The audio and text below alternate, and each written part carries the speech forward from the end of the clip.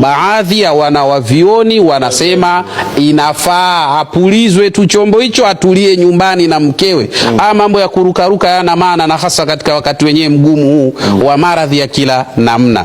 Atulizwe. Baadhi ya wanavioni wanasema hivyo, ingawa wapo baadhi ya wanavioni wanasema sio nzuri, haifai, ila baadhi wanasema inafaa. Na mimi binafsi nipo katika muono wa wale wanavioni wanaosema inafaa, apigwe tu chombo, atulie nyumbani na mkewe, mambo yaende sawa. Assalamu wa rahmatullahi wa barakatuh. Naam, ndugu zangu, nadhani mmesikia. Waislamu kwa ujumla wote, nataka niwaambie kitu kimoja.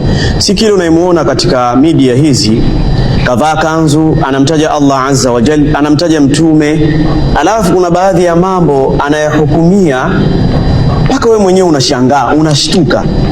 Alafu unaona mbona mashekhe wengine wote hawakuwahi kuzungumza haya mambo isipokuwa katika baadhi ya watu, alafu watu wenyewe hao ni wataalamu, yani ni waganga.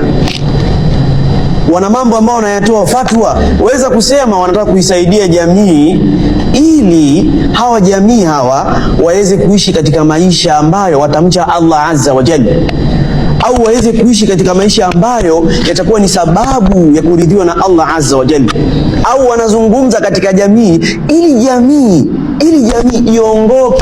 iongoke isiingie katika shirki. Hapana, hawa mashekhe, mfano huyu Yusuf Diwani, mimi nakuambieni kabisa huyu sio kumwendea nyumbani kwake, ofisini kwake. Haya ambayo anayezungumza, na ukitizama video zake zote, wallahi analingania shirki, wallahi anafundisha uchawi, jishirikina bila hata mashaka.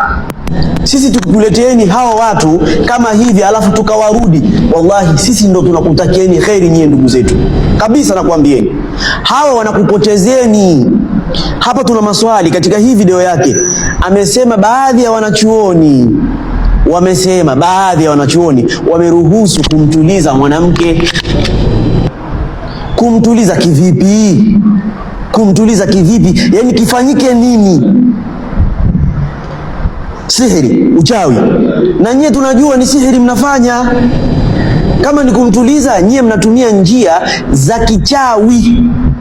As-sarfu wal atfu faman fa'alahu, kumfanya mtu limbwata hili, mwanamke akampenda mwanaume kwa madawa, au mwanaume akampenda mwanamke kwa madawa. Hayo mnayofanya nyie, au kumfanya mtu akamchukia mtu kwa njia hii ambayo inatumika, hii ambayo unaieleza wewe lakini umeifunga, hujaidadavua. Tunakuuliza njia gani? Hilo limbwata, hilo ni uchawi. Limbwata, faman fa'alahu, atakayefanya, au radhiya bihi, au mtu akaridhia lifanyike hilo jambo, kafara, amekufuru. Mtume Muhammad sallallahu alaihi wasallam, hizi hadithi hamzioni? Inna Allaha, hakika ya Allah, lam yaj'al, hajajalia, shifaakum, tiba yenu, ponyo lenu, kujitibia, kujisaidia kwa matatizo mlokuwa nayo, wallahi hajajalia. Inna Allaha lam yaj'al shifaakum fi haram, katika vitu vya haram. Ni uharamu kabisa Muislamu kufanya malimbwata, haifai.